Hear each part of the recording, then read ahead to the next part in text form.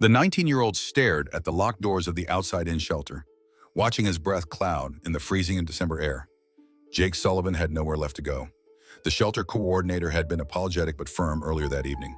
90 days maximum stay. No exceptions. 3 months was long enough.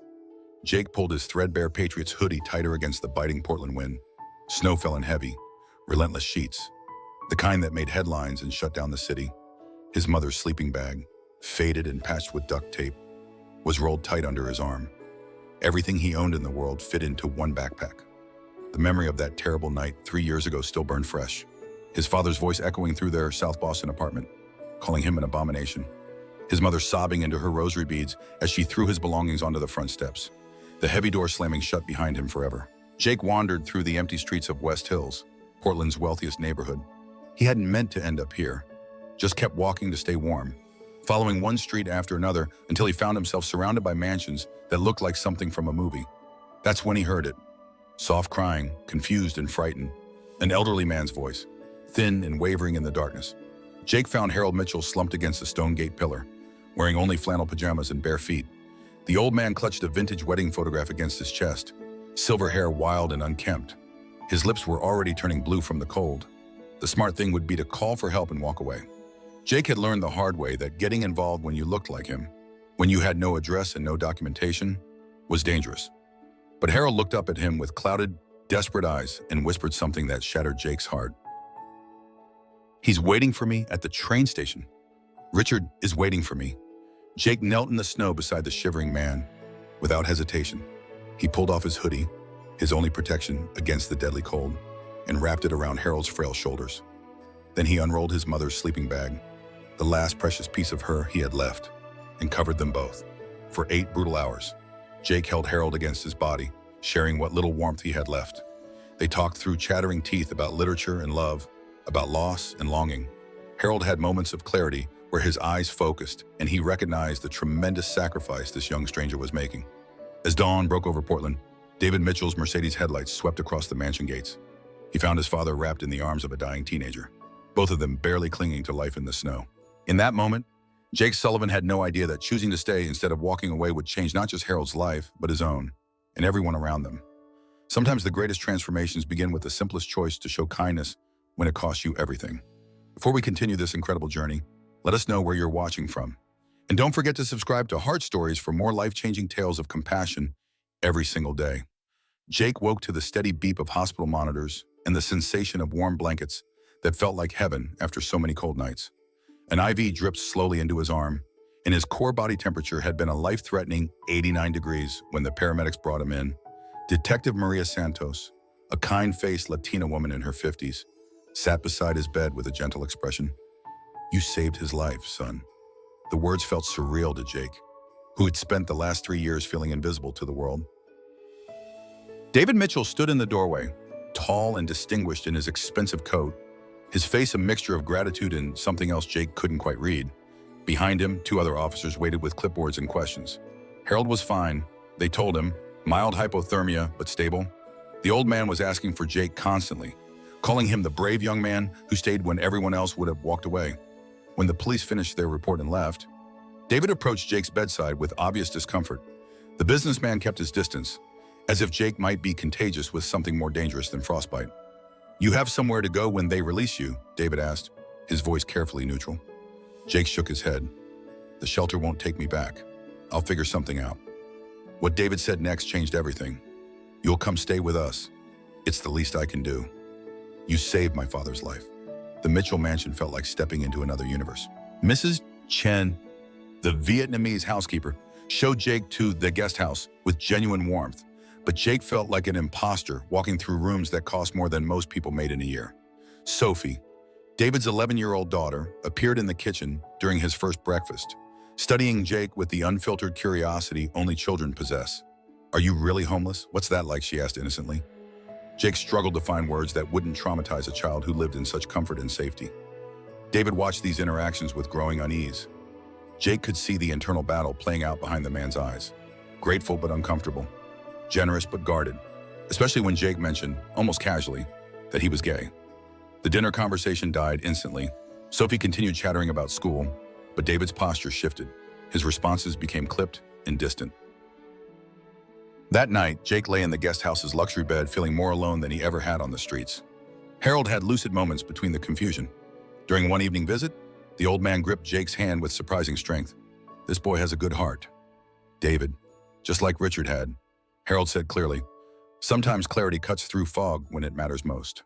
The breakthrough came when Sophie found Jake crying on the guest house steps 3 days later, overwhelmed by the feeling that he didn't belong anywhere. She sat beside him without judgment, sharing her own grief about missing her mother, who had died of cancer when Sophie was 7. Jake pulled out his acoustic guitar, the one valuable thing he'd managed to keep through 3 years of homelessness. It had been his mother's, and he played the Beatles song she'd loved, "Blackbird," his voice cracking with emotion as he sang about learning to fly with broken wings. David heard the music from the main house and found himself drawn to the window, watching this young man transform pain into beauty. In that moment, he realized Jake wasn't a threat to his daughter's innocence. He was just a hurt kid who needed what they all needed, a family. That night, David knocked on the guest house door with a determined expression. "Jake, we need to talk about making this permanent," he said. Sometimes the walls we build to protect ourselves end up becoming the very prisons that keep love out." Miss Rodriguez arrived twice a week with patience and determination, helping Jake prepare for his GED exam.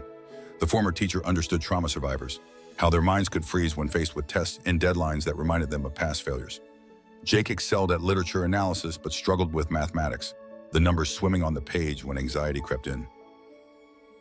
Sophie became his unlikely study partner, her fourth-grade explanations somehow making algebra click in ways textbooks never could. David started coming home from his tech company earlier each evening, trading boardroom meetings for family dinners and homework help. He was learning to parent again after years of burying his grief in work. But Portland's progressive reputation couldn't shield Jake from the reality of being young, gay, and perceived as different. Near Pioneer Courthouse Square one afternoon, a group of teenagers recognized him from local news coverage about Harold's rescue. They surrounded him with cruel laughter and fists, their words cutting deeper than physical blows. "Faggot, homeless trash." The beating left him with bruised ribs and a stolen phone. But worse was the familiar shame that crawled back into his chest like a living thing. Jake lied about falling downstairs when David noticed his injuries, terrified of becoming a burden or bringing more violence to this family that had given him everything. But Mrs. Chen saw through the deception with the wisdom of someone who had survived her own share of prejudice as an immigrant. She told David the truth, and Jake watched the businessman transform before his eyes. The careful politeness vanished, replaced by fierce protective anger. "Those bastards hurt my son," David said, the word son slipping out naturally for the first time. They drove to the police station together, David's presence ensuring Jake's report was taken seriously. Afterward, sitting in the car, David finally addressed what had been unspoken between them. "I was worried about the wrong things," David admitted, his voice thick with regret. "I thought about what the neighbors might think, what it might mean for Sophie's social life. I didn't think about what you were facing every day just for being who you are." Harold's condition continued deteriorating, good days becoming rare. During a particularly bad episode, he looked at Jake with complete confusion and asked David why that gay boy was in their house. The words hit Jake like physical blows, sending him rushing to pack his few belongings. But Harold found clarity the next morning, gripping Jake's hand with tears streaming down his weathered face. "My mind plays tricks, but my heart knows good people. I'm sorry, Jake.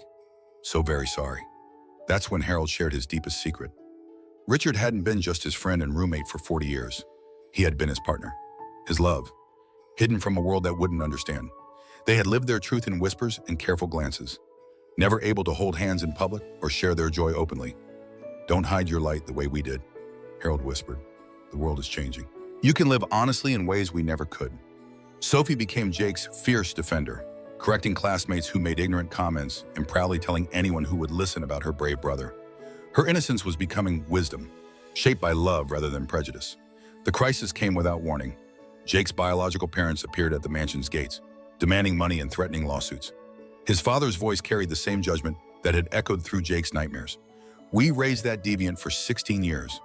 They owe us compensation." But David stood between Jake and his past like an immovable wall, his voice carrying absolute authority.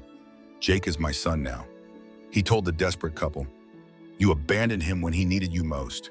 You get nothing from us except this advice. Get off my property and never come back." True strength isn't about protecting those who are easy to love, but defending those who society has forgotten. The legal battle that followed tested every bond Jake had built with his new family. His biological parents hired a lawyer who painted David as a wealthy predator who had stolen their son for selfish purposes. The media attention was brutal, digging into every detail of Jake's past. In court, Jake faced his parents for the first time since that terrible night 3 years earlier. His mother's eyes held the same mixture of love and disgust that had haunted his dreams.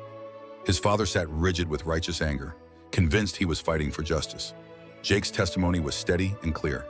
He spoke about the years of emotional abuse, the conditional love that evaporated the moment he trusted them with his truth, the cold streets that had felt warmer than his childhood home. The judge, an older woman with kind eyes, listened to every word before delivering her verdict. "Blood doesn't make family," she said firmly. "Love does. Stability does." The kind of unconditional acceptance these people offered when this young man had nowhere else to turn. Jake scored in the 95th percentile on his GED exam, earning a full scholarship to Portland State University. He chose social work without hesitation, knowing his calling lay in helping others who had fallen through society's cracks. College brought new challenges. Imposter syndrome crept in as Jake sat in lecture halls surrounded by students who had never wondered where their next meal would come from.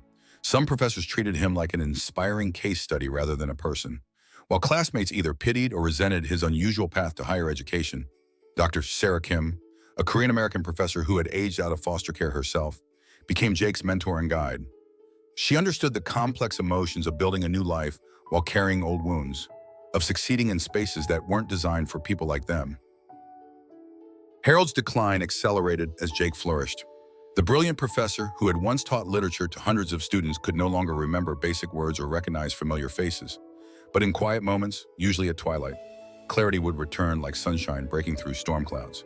During one of these precious interludes, Harold shared his most treasured secret. Hidden in his study were dozens of love letters he had written to Richard, but never sent. 40 years of unexpressed devotion carefully preserved between book pages. "We hid our love for 4 decades. Harold told Jake, his voice clear and strong. "Don't you hide yours. Find someone who sees your light and isn't afraid to stand in it." He pressed Richard's simple gold ring into Jake's palm, the metal warm from being clutched in his trembling hands. "When you find that person, remember that love is the only thing that makes life worth living." Harold passed away peacefully on a spring morning, holding Jake's hand as sunrise painted his bedroom walls golden. His final words were barely whispered but perfectly clear. "Thank you for staying with me. Brave boy. Thank you for not walking away." The funeral overflowed with former students, colleagues, and lives Harold had touched throughout his long career. But Jake's eulogy was the one that brought tears to every eye in the chapel. "He taught me that love isn't about who accepts you," Jake said, his voice carrying clearly through the hushed sanctuary. "It's about who you choose to love back, even when that choice costs you everything you thought you wanted." David and Sophie flanked Jake at the graveside, their arms linked against shared grief. Mrs. Chen wept quietly nearby, and Jake understood that they had all been changed by Harold's gentle wisdom and unconditional acceptance. The Harold Mitchell Foundation for LGBTQ Youth Homelessness was established that summer with Jake, barely 22.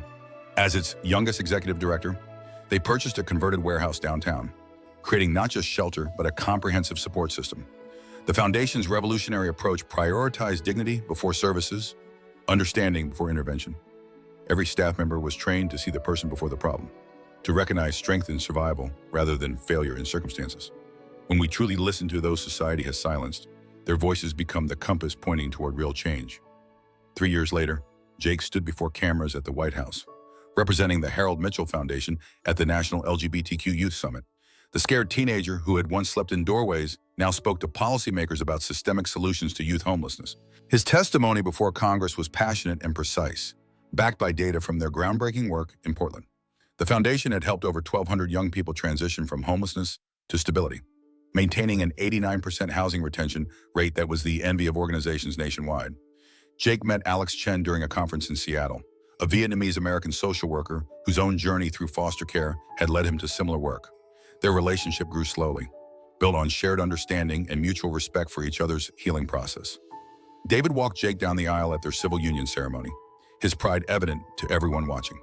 Sophie, now 16 and wise beyond her years, gave a moving speech about how Jake had taught their family that love multiplies when shared, never divides. The foundation expanded to 15 cities, each location adapting Jake's dignity-first model to local needs. But the work that meant most to him remained intensely personal, connecting with individual young people who needed someone to see their worth. On Christmas Eve, 5 years after that terrible night in the snow, Jake found Marcus Thompson shivering outside the Foundation's Portland headquarters. The 17-year-old transgender youth had been kicked out by his family and was facing his first night on the streets. Jake wrapped his own coat around Marcus's shoulders, remembering how Harold's rescue had felt like a miracle. "You don't have to be alone anymore," he said gently. "We've got you now." Months later, Marcus was thriving in college and volunteering at the Foundation. When Ryan, an 18-year-old who had just been disowned for being gay, arrived seeking help, Marcus stepped forward with natural authority. "I'm Marcus," he said warmly. "Let me show you inside. You're safe here." The chain of kindness continued, unbroken and ever-expanding. Jake often stood at Harold's memorial plaque, now mounted at the Foundation's entrance. The inscription read simply, "He taught us that love is the only thing that makes life worth living." David joined him there one evening, both men reflecting on how far they had all traveled from that snowy December night. "He'd be proud of what you've built," David said quietly. Jake smiled, watching new clients arrive for dinner, seeing hope replace a despair in young faces that had forgotten what safety felt like. That night didn't just save Harold. Jake realized it saved all of us. The Foundation continued growing, but its heart remained unchanged. Every person who walked through those doors mattered.